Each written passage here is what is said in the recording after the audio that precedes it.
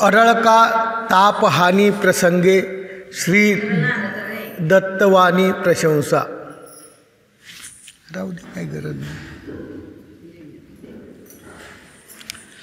एकुदी महादाईशी सर्वज्ञांशी प्रश्न केला।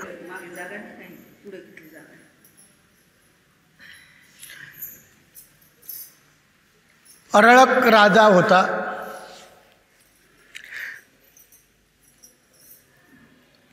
त्याची तापहानी केली तेव्हा दत्तात्रय प्रभूंनी दत्तवाणीने त्याची प्रशंसा केली। महादाईचा आपल्याला माहीतच आहे, स्वामी चक्ररांच्या जवळ असलेल्या अतिशय विद्वान आणि हुशार शिष्या। स्वामी चक्ररांना प्रश्न केला, अरळकाशी श्री दत्तात्रय प्रभू ब्रह्मविद्या उपदेशिली असे पुराणिक बोलतात।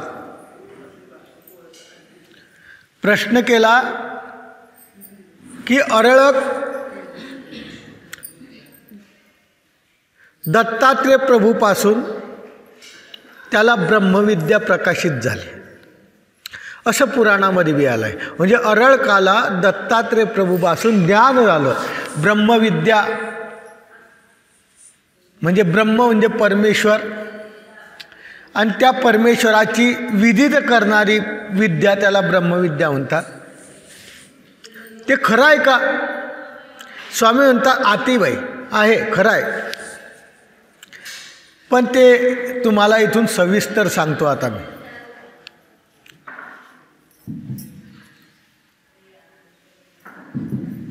स्वामी म्हणतात अर्कावती नगरी, नगराचं नाव आहे अर्कावती नगरी। त्या अर्कावळीचा राजा होता। आवाज कमी कर थोडा, खूपच होतोय, इतक्या लांब ठेवून बी होतोय। तर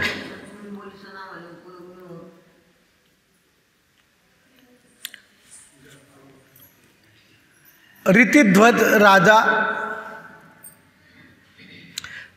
त्याची राणी मदलाईसा। ऋतिध्वज राजाची राणी मदलसा होती। ती ब्रह्मयोगीन होती। तिला जो पुत्र झाला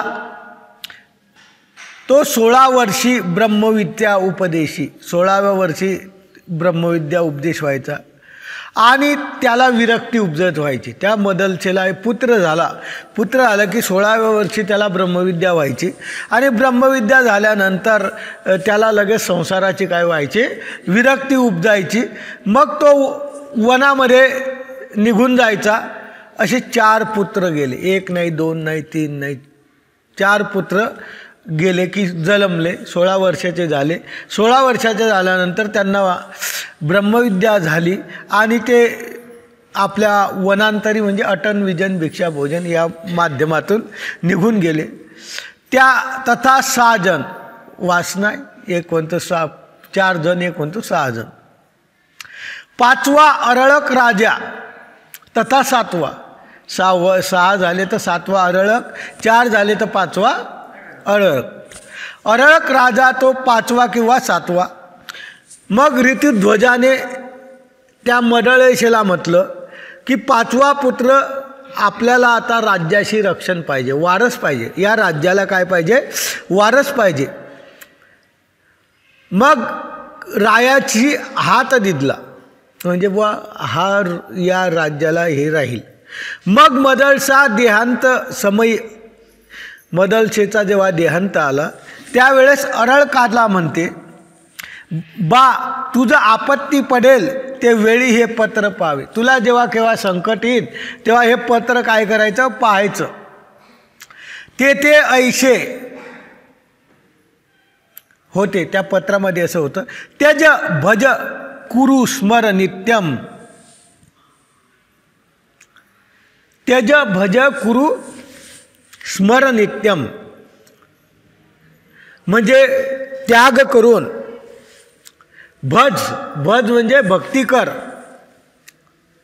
स्मर म्हणजे परमेश्वराचं स्मरण कर कुरु नित्यम म्हणजे सदोदित असं त्या पत्रामध्ये लिहिलेलं होतं. ते पुत्र मदळसेने अरळकाच्या हातामध्ये दिलं.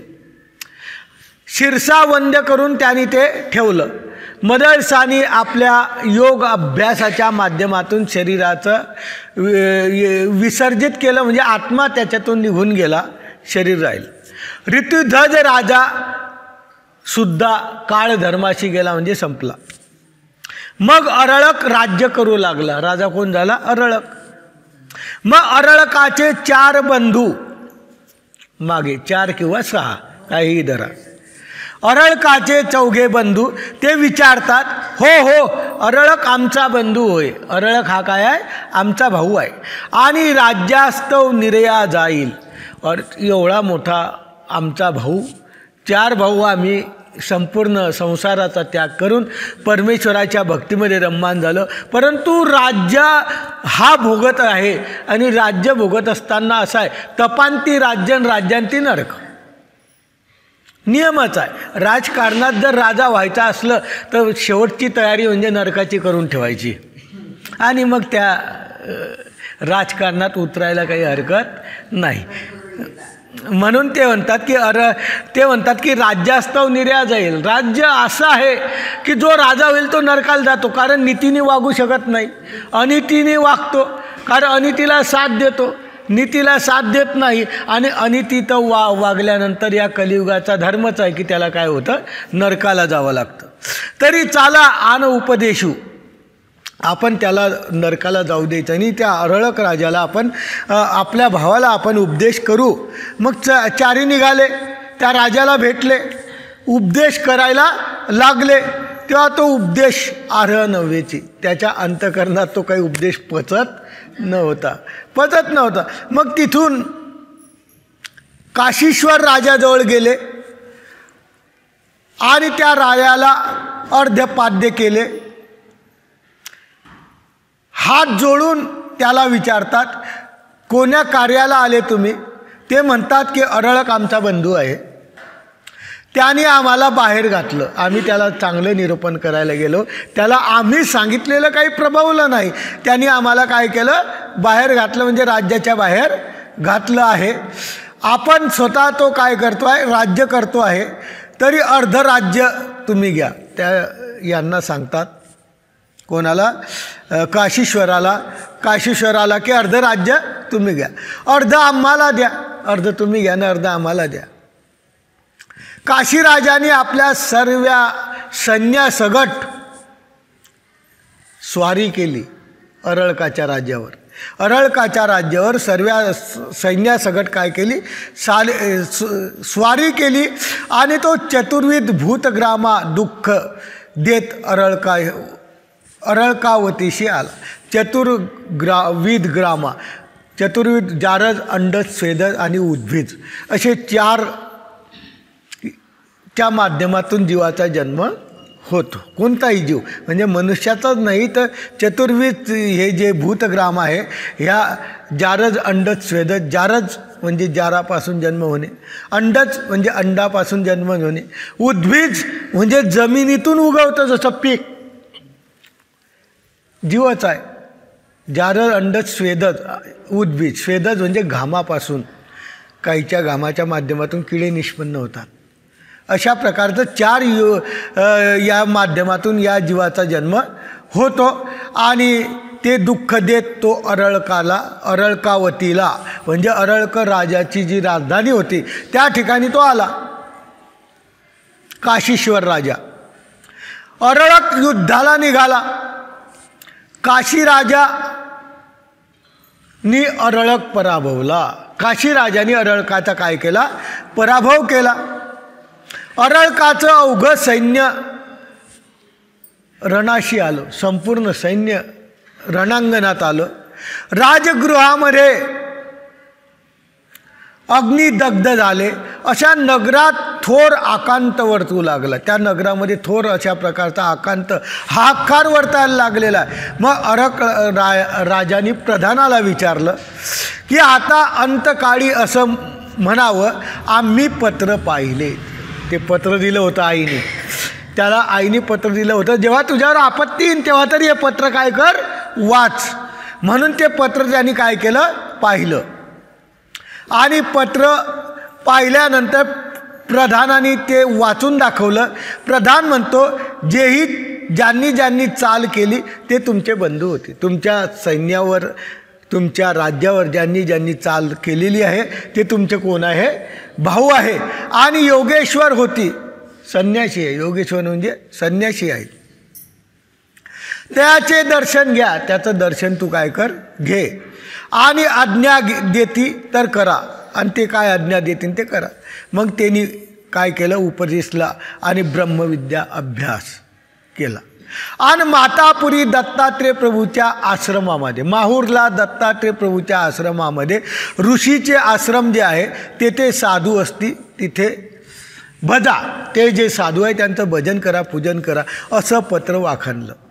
असं पत्र त्याच्यात काय होतं, लिहिलेलं होतं. त्याचा आशय होता. आणि अशा प्रकारचे एकनिष्ठेने भक्ती करा आणि भक्ती करून तुम्ही त्यांच्या ठिकाणी, त्या साधू संतांच्या ठिकाणी भजा, असं त्याच्यामध्ये लिहिलेलं होतं. त्यांचं दर्शन घ्या, भजा, असं पत्र वाचल्यानंतर राजा म्हणतो, बंधुजनी मज येसने केले, भावांनी मला असं केलं, त्याचे दर्शन काय घेऊ.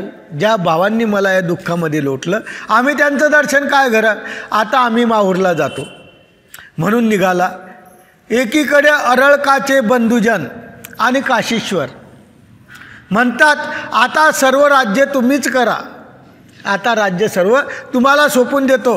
राजा म्हणतो, आमची कार्यसिद्धी झाली, आमची आता कार्यसिद्धी झाली. राजा विचारतो कशी झाली, त्यांनी अवघा वृत्तांत मागचा सांगितला. त्या 4 भावांनी अवघा वृत्तांत त्यांना काय केला, सांगितला. आणि त्याला ब्रह्मविद्या निरोपली. मग तो राज्य न घे, अरळक राजाने राज्य घेतलं नाही आणि वनाप्रती गेला. कारण त्यांची आईवडिलाची इच्छा होती की राज्य सांभाळावं, पण मदलसेची इच्छा काय होती की यांनी भजन पूजन संतांची सेवा करावी. जरी कदाचित राज्याला वारस नाही, तर वडिलाची इच्छा होती वारस, पण मातेची इच्छा नव्हती. अशा प्रकारची ती मदलसा माताचा पुत्र अरळक वनात गेला, म्हणजे माहूरला वनामध्ये गेला. आणि अरळकाच्या चौघा पुत्राला त्यांनी काय केलं, राज्य दिलं.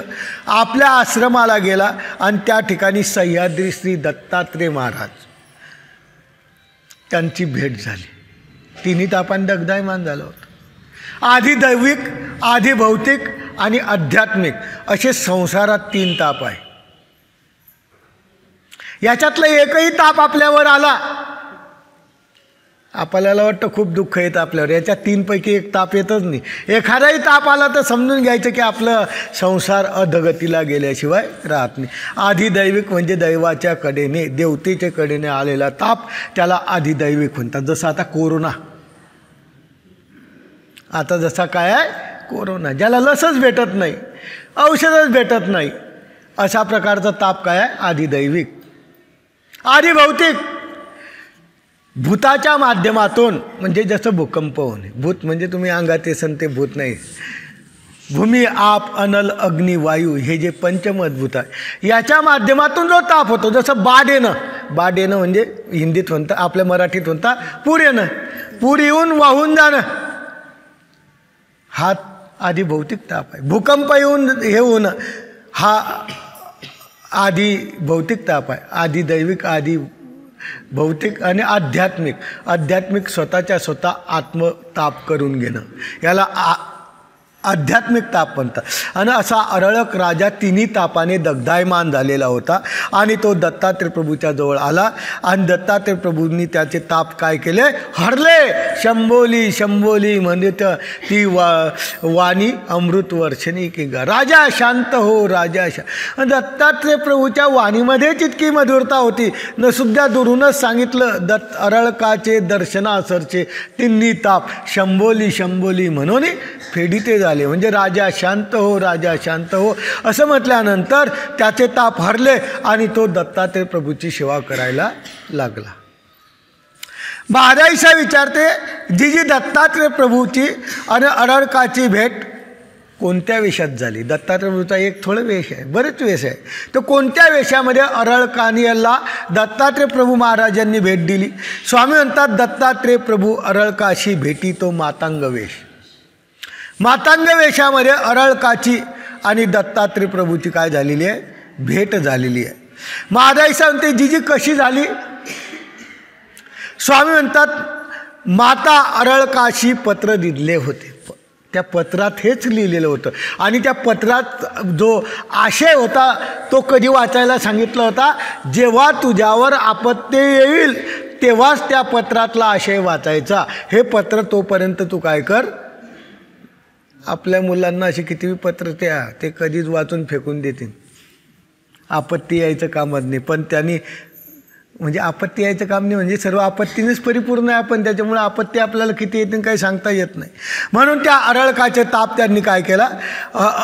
हरण केला आणि त्या दत्तात्रय प्रभूंनी मातांग वेशामध्ये त्याला भेट दिली. स्वामी म्हणतात की त्या अरळकाला पत्र दिलं होतं ते ऐकलं आणि मग तो घरातून सर्व संघ परित्याग करून निघाला.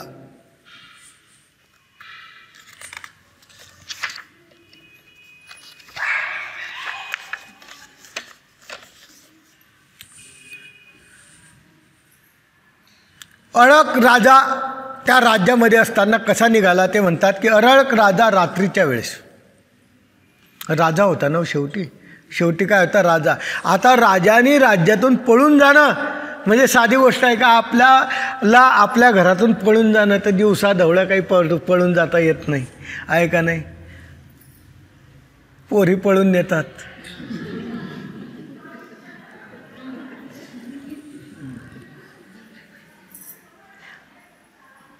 काय कसा गेला तो? हा स्वतःच्या आत्महिताकरता गेला आहे. तर म्हणे रात्री खिडकीच्या द्वारे, एक खिडकी होती महालाला, त्या खिडकीच्या मधून म्हणजे खिडकीच्या तिकून उडी मारून तो काय केला? निघाला. समोर महालातून नाही गेला, कारण त्याला राज्याचा त्याग करायचा होता. परंतु संपूर्ण राज्य त्याच्यावर, जनता त्याच्यावर खुश असेल, चांगले असेल म्हणून तो अशा प्रकारचा निघाला. त्रिविध ताप संतप्त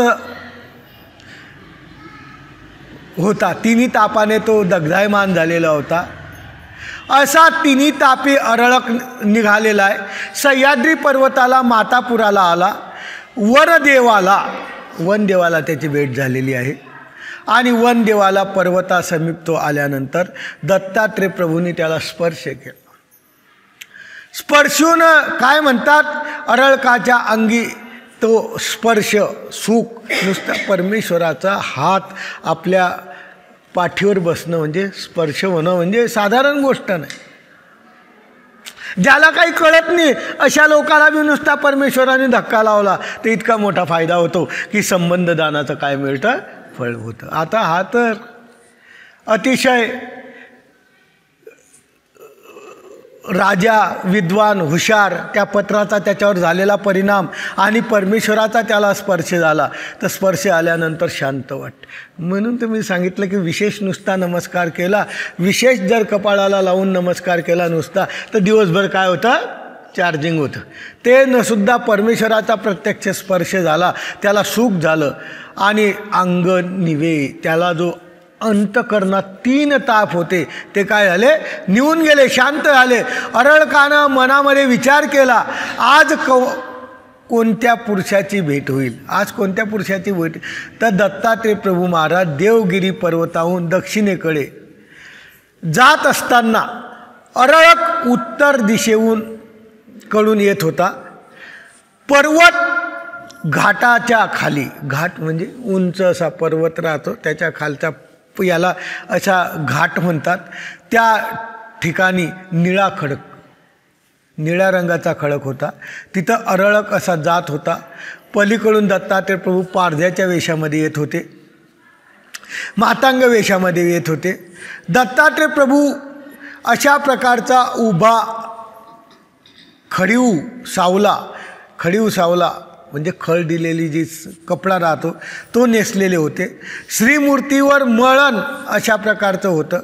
कटिप्रदेशी मांस भेदिती तीक्ष्ण कांती अशी होती आणि गुंजवर्ण डोळे अशा त्या दत्तात्रय प्रभूच्या मातांग वेशाचं त्यांनी काय केलेलं आहे, वर्णन केलेलं आहे.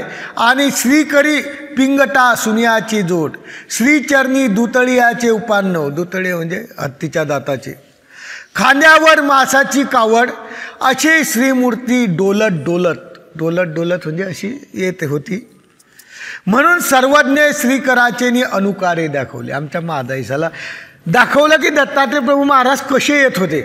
म्हणजे दत्तात्रय प्रत्येक अवताराला, प्रत्येक अवताराचं अस्तित्व म्हणण्यापेक्षा काय आहे, दर्शन आहे. त्याच्यामुळे दत्तात्रय महाराज त्यावेळेस कसे जात होते अशी ॲक्शनपूर्वक, आपण जसं एखादा चित्रपट पाहिला की घरी काय करतो, सांगत नाही, त्याची ॲक्टिंग करून दाखवत. नुसतं सांगणं काय खरं आहे का नाही. आणि मग आपल्या पोराला त्याच्यावर संस्कार टाकतो, ते गाणं लावतो, मग तो नाचायला लागतो. लहानपणापासून अशा प्रकारचे संस्कार आपण टाकतो त्याच्यावर. जे चांगले संस्कार टाकावे ते नाही. आणि आमच्या स्वामींनी जसंच तसं अनुकारासकट त्या महादाईसाला काय सांगितलेलं आहे की अशा प्रकारे ते दाखवलेलं आहे.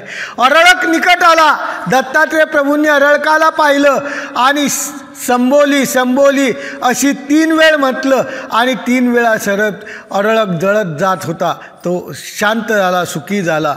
मग अरळक विचारतो, काही काय आहे, त्या कायशे निवाला तू, असं त्यांनी सांगितलं. तेव्हा त्यांनी स्वरूप तसं दत्तात्रय महाराजाचं पाहिलं आणि दत्तात्रय महाराजाच्या श्रीचरणाला तो लागला.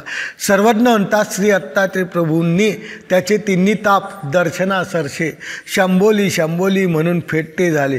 का ते वाणी अमृत वर्षणी. परमेश्वराच्या वाणीमध्ये परा ही घोळलेली, परा वाचा, परा पश्यंती मध्यमा वैखरी, अशा 4 वाचा आहेत, बोलण्याच्या भाषा आहेत. आपली भाषा इंग्लिश असो, हिंदी असो, मराठी असो, गुजराती असो, तामिळनाडू असो, कोणतीही भाषा असो, या भाषेला वैखरी म्हणतात. या भाषेला काय म्हणतात, जे तोंडाच्या माध्यमातून बोलल्या जाते, जी तोंडाच्या माध्यमातून बोलल्या जाते, या वाचेला काय म्हणतात, वैखरी. आपण कशाच्या माध्यमातून बोलतो, तोंडाच्यानं नाही.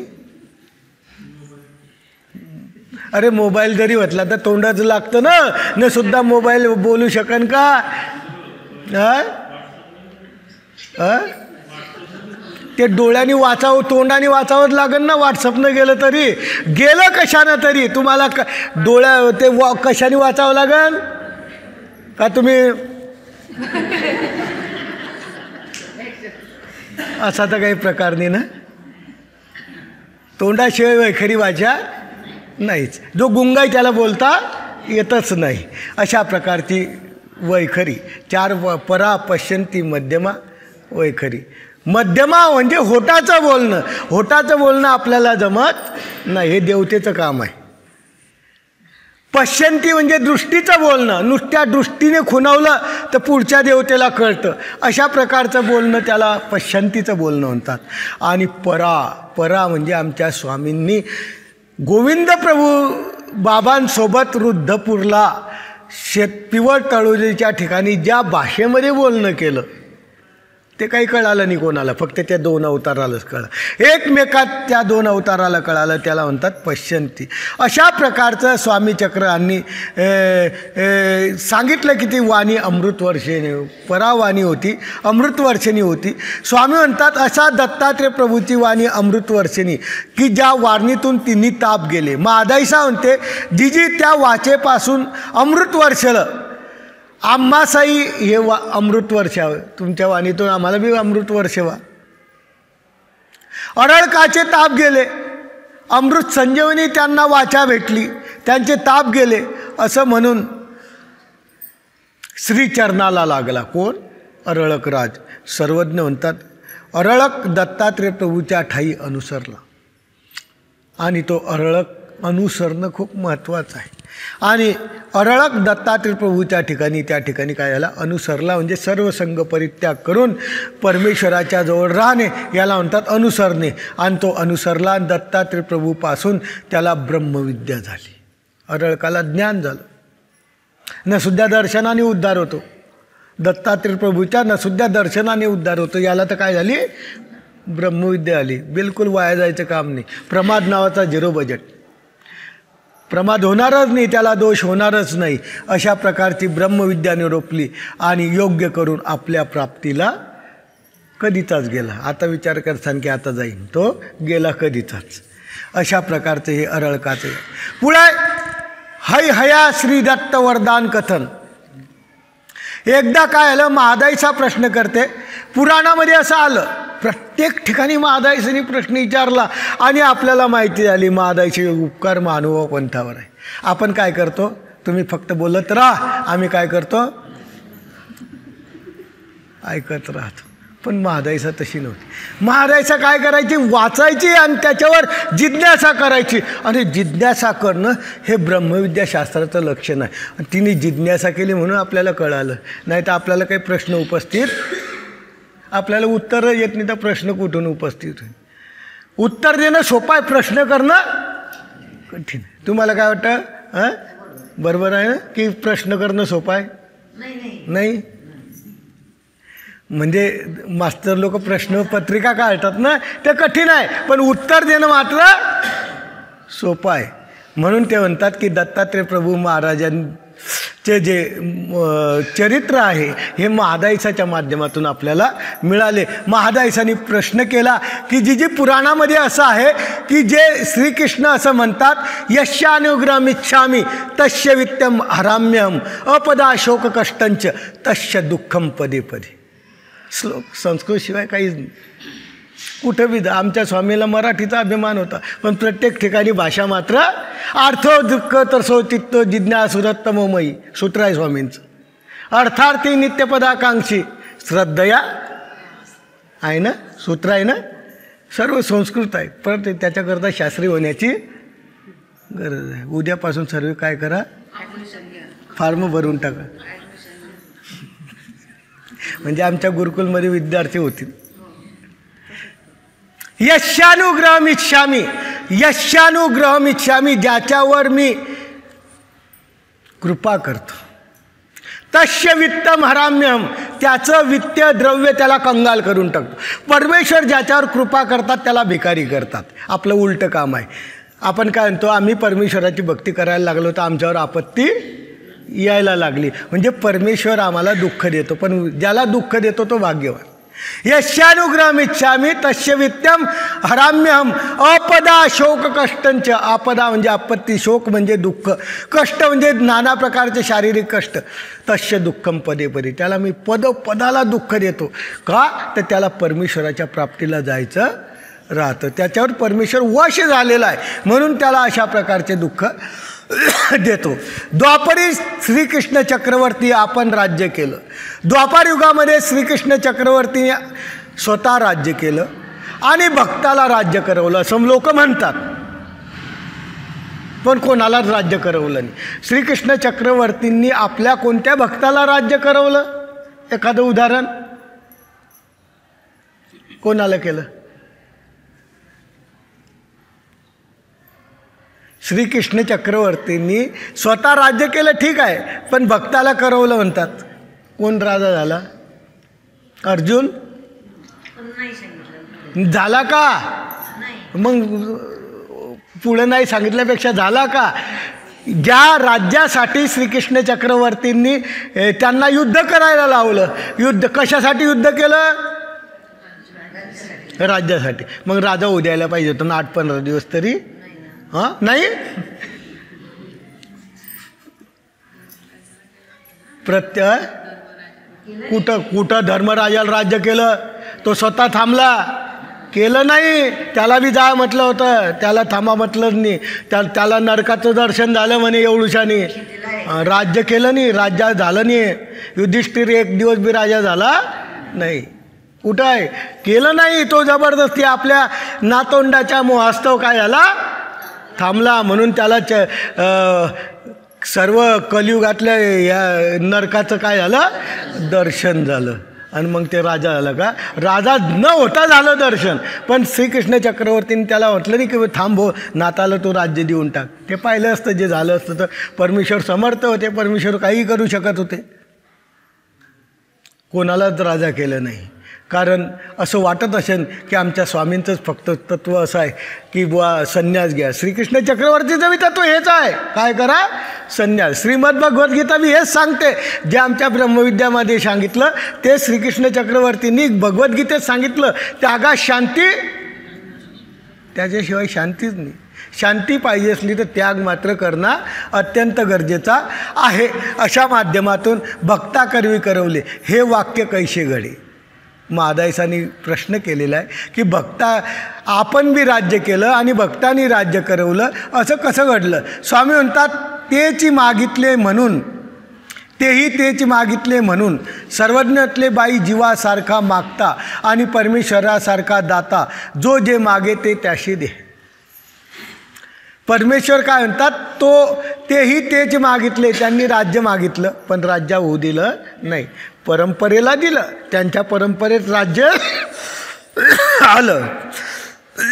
कोणाला झालं राजा, कोण झाला,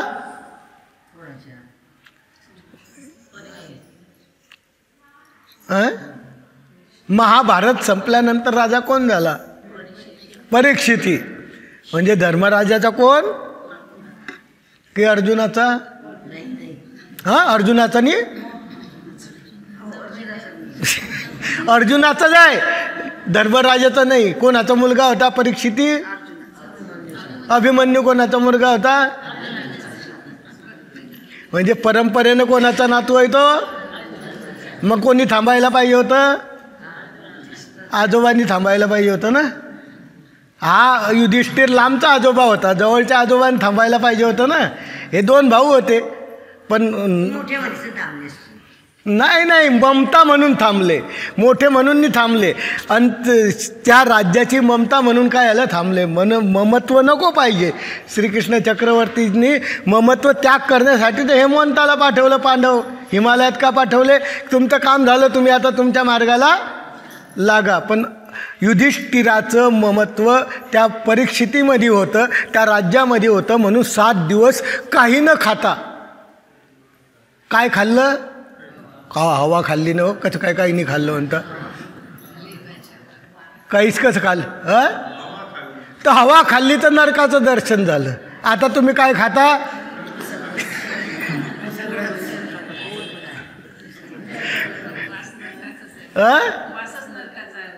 नाही काय खाता, आता जे खायचं नाही तेही खाता. मग काय होईन आपल्याला समजून घ्यायचं. म्हणजे अर्जुनाने आपल्या युधिष्ठिराने काही न खाल्लं तरी नरकाचं दर्शन झालं. आपण या कलियुगात जन्मलो, सर्वच खातोय, काय नाही होणार आपल्याला, सर्वच होईल. आणि त्यामुळे ते म्हणतात की परमेश्वरासारखा दाता जीवासारखा मागता.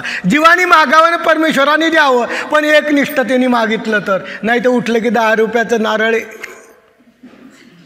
5 रुपये त्याच्यावर, लाल रंगाची सुपारी चांगली दिसते म्हणून.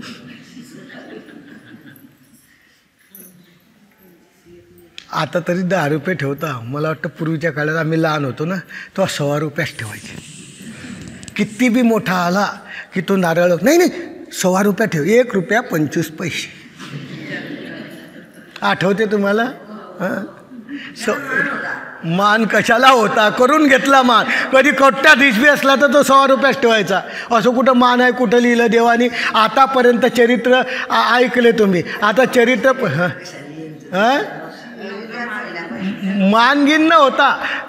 देवाच्या ठिकाणी जी आहे ते कंजूशी करायची आणि बाकीच्या ज्या ठिकाणी काय करायचं, भरपूर द्यायचं, हे होतं. म्हणून 1.25 रुपयात 1 रुपया 25 पैसे. 2 रुपयाची लायकी असली तरी 1 रुपया 25 पैसे. तुम्ही ठेवले का नाही, नाही ठेवले, ठेवले त्यांनी बी. हां नातूबाईसाठी ठेवले होते ना. नारळ बी अडलंच, पैसे टाकले तर टाकले, नाही तर नाही टाकले. आपलं मंदिरचंच आहे. मंदिर कोणाचं आहे, आहे. असे लोक बी आहेत, असे लोक बी आहे. इथं नारळ इथलंच घेता, पोहतं बी इथलंच घेता. गो वा, आवाज इतका मोठा निघतो की बस. टाकतच नाही, भुलीनी जाता. भुलतो कोणी का? पण देव कुठं पाहतो टाकले का नाही? हा, आम्ही तर सर्वच टाकून दिल ते. अशा प्रकारचा परमेश्वर देता आहे, पण अशा माणसाला नाही. म्हणून ते म्हणतात की जीव मागतो आणि परमेश्वर देतो. जीवाने मागावं, परमेश्वराने द्यावं, अशा प्रकारची परंपरा चालली आहे. दत्तात्रय प्रभू प्रसन्न झाले. सहस्रार्जुनाला मागताना त्यांनी हात मागितले. सहस्रार्जुनाला दत्तात्रय प्रभूंनी किती हात दिले? 1000 हात दिले. मग कसे सांभाळले? 2 हात सांभाळता येत नाही आपल्याला. बल दिलं का? मला वाटलं का 1000. तर अशा प्रकारचं सहस्र हाताचं बळ 2 हातामध्ये सहस्र अर्जुनाला दिलं. त्यांनी मागितलं, दिलं. आता ते कसं मागितलं ना कसं दिलं? महादाईसा म्हणते मला काही माहीत नाही, ते कथा सांगा तुम्ही. निरोपा आमच्या स्वामींना फक्त सांगत राहा, प्रश्न विचारत राहा, आमचे स्वामी काय करायचे उत्तर देत राहतील. स्वामींनी महादाईसाला प्रश्न विचारला ना, महादाईसाने सहस्र अर्जुनाची जी कथा आहे ती विचारल्यानंतर आमच्या स्वामींनी ते सहस्र अर्जुनाची गोष्ट सांगितली. स्वामी म्हणतात, बाई है है देशीचा. हा सहस्रार्जुन जो ज्या देशात राहत होता त्या देशाचं नाव होतं है हये. है हये देशीचा महिष्मती नगरी. महिष्मती नगरी, है देश, तेथीचा रीतवर्य राजा, त्याचा पुत्र सहस्रार्जुन. त्याचा मुलगा सहस्रार्जुन होता आणि तो बाहुवीन जन्मला, बिना हाताचा जन्मला. बाहुवीन म्हणजे दोन्ही हात त्याला नव्हते, असा जन्मच झाला त्याचा. बिना हाताचा त्याचा काय झाला? जन्म झाला. कशामुळे होईल? कशामुळे होईल?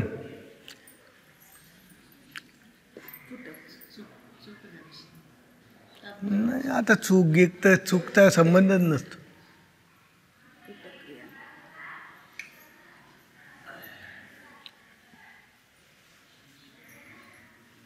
कसं होतं, खूप दिवस झाले का की काजळी पडे,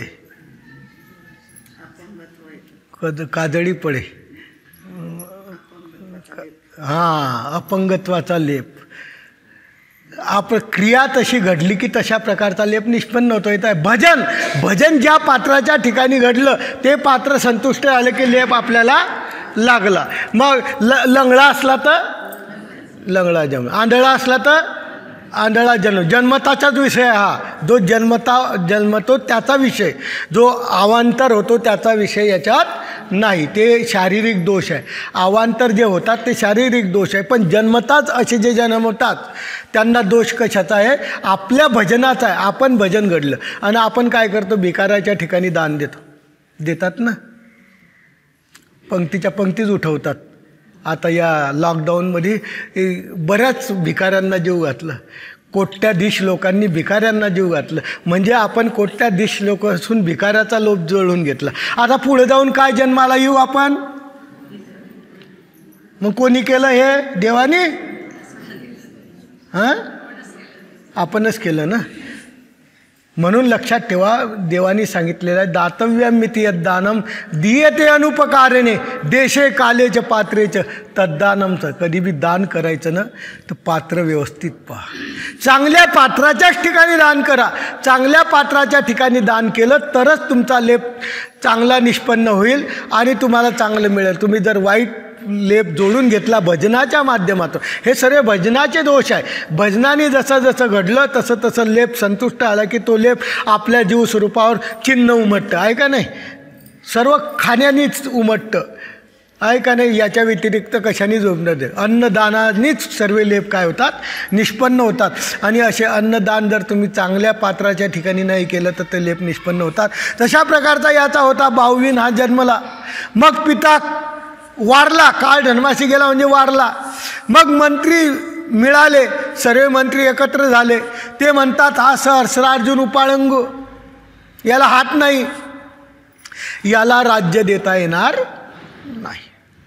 राज्याला बी पूर्वीचा नियम असा होता की सर्व अवयव परिपूर्ण जर असला पाहिजे तोच राजा होऊ शकत होता, नाहीतर तो राजाचा परंपराचा मुलगाही असला तर त्याला राज्य देत नव्हते. म्हणून ते म्हणतात की राज्याशी आरह नाही. आता काय करायचं मग प्रधान म्हणतो राजपुत्र तर होय, राजपुत्र तर आहे, पण राजापाटी बैसवू, राजाच्या याच्यावर बैसवू, आम्ही राज्य चालवू. आम्ही काय करू? प्रधान म्हणतो आम्ही फक्त राज्य चालवू. मग प्रधाने सहस्रार्जुनाला राज्यपाठाभिषेक केला. फक्त नावापुरता ज्याला म्हणतात राजा केला, बाकी सर्व कारभार कोणी केला? प्रधानमंत्र्यांनी केला. आणि सहस्रार्जुन म्हणतो मला तर भाऊच नाही, मी राज्य कसं काय आवरावं, आम्हाला काय येतच नाही, मी आपणाशी भाऊ आप देऊन तर म्हणे मी आपल्याला भुजा देईन, तर तुम्ही राज्य सवरा. प्रधाने म्हणितले राज्यपाठाभिषेक तव करू द्या, राज्याचा अभिषेक तर होऊ द्या, मग तुम्ही जा. मग तो सिंहासन वळगून राज्य चालू हो का? मग ते मानलं आणि मग ते काय झाले, सहस्रार्जुनाला त्या राज्याचा अभिषेक झाला. सहस्रार्जुन प्रधानाला राज्य निरवून टाकलं. राजा झाला, पण संपूर्ण राज्य कोणाला निरवलं? प्रधानमंत्र्याला निरवलं. तुम्ही हे राज्य सांभाळा, मला हात नाही आहे, मी काही करू शकणार नाही. आणि आपण तो राजाने हात जोडले आणि हात जोडून तो राज्य करू लागला प्रधानमंत्री. आणि मग आपण निघाला, तो तिथं थांबला नाही, कारण त्याला माहीत होतं की आपण काही कामाचे नाही. संत महंत ऋषीचे आश्रम पाहत निघाला. कुठं आपलं हे लागेल, कोणाची सेवा केल्यानंतर आपल्याला काय प्राप्त होईल, म्हणून तो संत महंत ऋषीचे आश्रम पाहत पलटारीत सह्याद्री पर्वतात आला. सह्याद्री पर्वतात आला. दत्तात्रय प्रभूच्या आश्रम आपल्या सह्याद्री पर्वतात होता, माहूर येथे. आणि निर्वैर भूते देखील, भूते म्हणजे जीव, प्रत्येक जीवाला काय म्हटलेलं आहे? भूत म्हटलेलं आहे. निर्वैर म्हणजे कोणाचं कोणाशी वैरत्व नाही, याला म्हणतात निर्वैर. अशा प्रकारचे ते त्या ठिकाणचे जीव आपसात वावरत होते. आणि आश्चर्याला पाहून तो म्हणू लागला, त्यांनी आश्चर्य पाहिलं. निर्वैर म्हणजे आपण एकमेकाचं वैरत्व करायचं नाही. अशा माध्यमातून त्या आश्रममध्ये ते राहणारा परिवार आणि आश्चर्याला पाहून मग म्हणू लागला, इथं कौनी महापुरुष भेटी होईल पा. आणि तिथं राहिला, त्या आश्रममध्ये राहायला लागला. एका दिवशी सहस्रार्जुन कोड तीर्थाशी, जे सर्व तीर्थ म्हणतात, त्या तीर्थाला आला. दत्तात्रय प्रभू अनेक वेशामध्ये, विचित्र वेशामध्ये त्यांनी पाहिले आणि सुखाला पावला. श्रीचरणाला लागला. दत्तात्रय प्रभूला विनवतो, जिजी सर्वज्ञाची सेवा करीन ते अंगी करावी. आता दोंड आहे, दोन्ही हात नाही, असं हात नाही म्हणजे कोणी म्हणतं इथून नाही, कोणी म्हणतं इथून नाही. कशी काय होईना, इथून बी नसले तर हात काहीच कामाचे नाही, इथून बी नसले तर इतकं जर दोन्ही नसले तर काय करणार आहे माणूस? काहीच करणार. अशा माध्यमातून तो त्या ठिकाणी श्रीचरणाला लागला आणि सेवा करण म्हणतो. दत्तात्रय प्रभू म्हणतात हो का, करा, म्हणून मानलं. आणि दत्तात्रय प्रभूच्या आश्रमामध्ये तो दत्तात्रय प्रभूचं जसं होईन पद्धतनं होईन ती दास्य करायला लागला. दास्याशिवाय जीवनामध्ये मोक्ष नाही, दास्याशिवाय कर्माचा नाश नाही. दास्य म्हणजे प्रपंचाचं नव्हे, कारण दास्य म्हटलं, दास्य शब्दाचा अर्थ होतो सेवा. सेवा या शब्दाचा अर्थ होतो की बुवा आपलं सर्वस्व बाजूला ठेवून त्या ठिकाणी आपले परमार्गाच्या ठिकाणी असो, संत महंताच्या ठिकाणी असो सेवा करणे, याला काय म्हणतात? दास्य. आणि अशा प्रकारचं दत्तात्रय प्रभूचं दास्य करायला लागला. आपण कदाचित दत्तात्रय प्रभू तिथं विहरणाला जायचे, दत्तात्रय प्रभू कधी त्या कोड तीर्थाला जायचे, दत्तात्रय प्रभूच्या ठिकाणी कुठं अवस्थान व्हायचं, तिथं तो आपल्या परीने सेवा करायला लागला. प्रातःकाळी म्हणजे सकाळच्या वेळी झाडी सडा समार्जन करीत, ज्याच्या पद्धतीनं झाडत होता, सडा समार्जन करायचो आहे.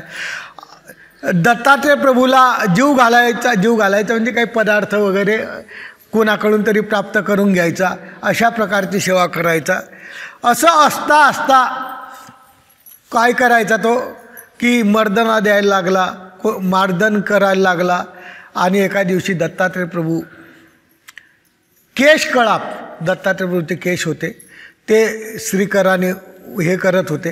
दत्तात्रय प्रभू आसनावर बसलेले होते आणि तो काय करायचा, दुपटनं घ्यायचा, असं पकडायचा, त्याच्यामध्ये विस्तो टाकायचा आणि दत्तात्रय प्रभूचे केस त्याच्याने काय करायचा, वाळवायचा. म्हणजे हात नसले तरी सेवा करायचा. म्हणजे हे एक अंतकरणातली प्रीती आहे आणि अंतकरणाच्या प्रीतीच्या माध्यमातून ते करत होता. आणि अशा प्रकारची सेवा करत असताना काय झालं की सेवा करता करता तो दुपटनं आणायचा, ते केस वाळवायचा, असं बराच दिवस करायला लागला. एका दिवशी काय झालं, दत्तात्रय प्रभूंनी त्या सर्व तीर्थावर स्नान केलं. स्नान केल्यानंतर दत्तात्रय प्रभू त्या खडकावर बसले. दुपटनंच सापडलं नाही याला. आपण काय केलं असतं?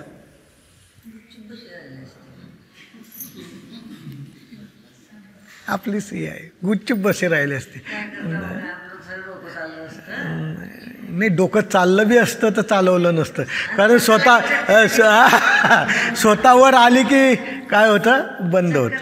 हां, मग अशा माध्यमातून दत्तात्रय प्रभू महाराज बसलेले आहेत आणि केश वाळवता आहेत. याला दुपटनं सापडलं ना. दत्तात्रय प्रभूची प्रवृत्ती तर भंगायला नको. आपल्याला दत्तात्रय प्रभूची तर सेवा सोपवली आहे. त्यांनी दोंड्या हातामध्येच काय केला, विस्तो घेतला आणि त्याच्यावर धूप टाकला ना.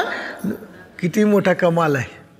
आपल्याला साधारणसुद्धा एक चटका लागला तर 8 दिवस आपलं काय होतं, टेप आणा, दुसरा टेप आणा, मग तिसरा टेप आणा, तरी बी झालंच नाही म्हणता. बरं, आता त्यांनी ते जे इस्तो होता तो आपल्या हातात घेतला, हातावर घेतला, त्याच्यात धुपटणा टाकलं, विस्त घेतलं, धूप टाकला आणि ते वाळवायला लागला. पण शेवटी चांबलं जळालं की वास येतो. पण त्याला किती त्रास झाला असेल. दत्तात्रय प्रभूची भक्ती करणे काही सोपं नाही. आणि तो त्या दत्तात्रय प्रभूचे धूप दाखवू लागला. दत्तात्रय प्रभूला कर्पट गंध आला आणि वास पाहिली. अरे सांडी सांडी, काय करतो म्हणे, धूप सांडी सांडी. समोर हात जोडून उभा राहिला आणि दत्तात्रय प्रभू म्हणतात माग. प्रसन्न आलं. आता दत्तात्रय प्रभू प्रसन्न आल्यावर काय नाही देणार. माग प्रसन्न आलो. सहस्रार्जुन म्हणतो जीजी तुम्ही जाणतात मला काय पाहिजे, मागायची काही गरज नाही. परमेश्वराला सर्व कळतं. आपण किती बी नारळ ठेवले, माझ्या पोरीचं लग्न होऊ दे, माझ्या पोराचं लग्न होऊ दे, माझ्या पोरा अमुक होऊ दे, काही गरज नाही. त्याला सर्व जाणीव आहे की तू आलेला आहे, तुला काय दुःख आहे. फक्त जे करायचं ते परमेश्वराच्या ठिकाणी भक्तीने समर्पण कर. देवाला बोलून नको दाखव की मला असं पाहिजे. देव काय डॉक्टर थोडंच आहे की तपासतीन, थांबा, काही कळत नाही. मग तुम्हाला काय त्रास होतो, कसं होतं, सर्व विचारतात आता डॉक्टर. त्याच्यानंतर औषध देतात. वर लिहिलेलं आता MD किंवा MS, पण विचारतो मात्र तुम्हाला सर्व. दत्तात्रय प्रभू किंवा परमेश्वर अवतार कधी कोणाला काही विचारत नाही. त्याला कळतंच जो आला तो त्याचा भक्त आहे आणि त्याला काय दुःख आहे हे काही सांगायची गरज नाही. म्हणून आपण कधीच परमेश्वरावर संकट टाकायचं नाही. फक्त आपली परमेश्वराच्या माध्यमातून भक्ती करायची. परमेश्वर देणारच आहे. मागत्याही दे न मागत्याही दे असा असलेला परमेश्वर त्या सहस्रार्जुन म्हणतो जीजी तुम्ही मागता, तुम्हाला माहीतच आहे मला काय पाहिजे, येथून जाणीजे, तुम्हाला जाणीव आहे त्याची. सहस्रार्जुन असा म्हणायला लागला. मग तेव्हा ते म्हणतात काय तुला काय पाहिजे तरी. ते माहीतच होतं की बाहू नाही. तेव्हा दत्तात्रय प्रभू म्हणतात तुला सहस्र भुजा दिल्या. 1000 काय दिल्या, भुजा दिल्या. 1000 बाहूचं तुझ्या दंडामध्ये बळ दिलं. दत्तात्रय प्रभूंनी आणि काय मागतो माग म्हणे. ते बळ त्या 1000 भुजेचं बळ दिलं, 1000 भुजा दिल्या. आणि दत्तात्रय प्रभू म्हणतात अतुल बळीया होशील, चक्रवर्ती राजा होशील. चक्रवर्ती राजा म्हणजे आपण फक्त एका गावाचे सरपंच असलो तर 10 ठिकाणी सांगत फिरतो लेटर पॅडवर, सांगवी गावाचं सरपंच. याला काय केलं, चक्रवर्ती केलं. चक्रवर्ती समजते ना काय, सर्व जगाचा सम्राट, नुसता भारताचा नाही, संपूर्ण जगाचा सम्राट बनवलं दत्तात्रय प्रभूंनी. त्याला अशा प्रकारचा अतुल बळीया होशील. दत्तात्रय प्रभू म्हणतात अशा प्रकारचं भुजा दिल्या आणि त्याला बळ दिलं. पृथ्वीचं संपूर्ण पृथ्वीचं वलयांकित पृथ्वीचा राज्य केलं. जेवढी पृथ्वी आहे तेवढ्याचं राज्य केलं. आपल्याला एका याच्यावरच भारी भरतो, आपण भारी भरायचं नाही. याच्यापेक्षा दत्तात्रय काय मागाय देत नाही ते आपण अशा प्रकारचं हे केलं आणि त्याला ते राज्याचं राज्य केलं. पुनरुपी दत्तात्रय प्रभू म्हणतात आणि काय पाहिजे माग, आणि काय पाहिजे सांग, याच्या पलीकडं नाही म्हणे काहीच नको. दत्तात्रय प्रभू म्हणतात चक्रवर्ती पद पावशीन अतुल बळी सर्व दत्तात्रय प्रभूंनी त्याला दिलं. माग माग माग म्हटल्यावर संपूर्ण आयुष्य तुला होईल, चिरंजीवित राहशील, एवढं सर्व दत्तात्रय प्रभूंनी त्याला पुनरुपी देत देत देत देत देत माग म्हटलं की आणि काहीतरी द्यायचे. असा लोकाचा मनोर्थ पुरवेशन. सर्वात महत्त्वाचं एक आहे की जो आला त्याला काय पाहिजे तो न मागता तू त्याला देऊन टाक. काय पाहिजे आणि याच्यापेक्षा सर्व लोकाचे मनोर्थ पुरवतील अशा प्रकारचं त्याला काय दिलं, वरदान दिलं की लोकाचे मनोर्थ पुरवतील. अनागत ज्ञान होईल, गत भविष्य वर्तमान तुला कळायला लागेल. पुढं काय होणार आहे, मागचं काय झालं, सध्या वर्तमान स्थिती काय होणार आहे, हे सर्व तुला ज्ञान होईल. असं 7 प्रश्नी त्याला मागितलं. दत्तात्रय प्रभू म्हणतात की एवढं मागितलं, साष्टांग लागला, श्रीचरणाला लागला आणि त्याला एक अट घालून दिली. सर्व दिलं पण खाली लिहितात अटी लागू. तुम्हाला वाटलं आपले लोकच हुशार आहे, परमेश्वरानेच दिला या लोकांना संदेश म्हणून कंपनीवाले लिखतात. हे सर्व फ्री आहे, खाली काय आहे अटी, पण ती अट काही पाहतच नाही. ती खराब अट राहते. असतं मोठा वलशेल दिलेला राहतो पण खाली अट महत्त्वाची राहते. ते अट पाहणं गरजेचं राहतं. आणि याला काय दिलं, सर्व काही दिलं पण खाली अटी लागू.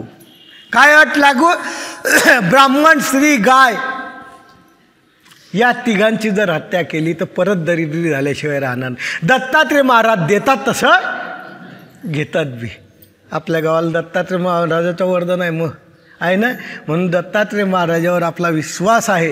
म्हणून दत्तात्रय महाराज आपल्याला जे दिलेलं आहे ते त्याचंच आहे, आपलं काहीच नाही. पण तुम्ही काय समजतात, 7-12वर कोणीतरी दत्तात्रय प्रभूचं नाव टाकलं का, बापा रे टाकलं तुम्ही नाही,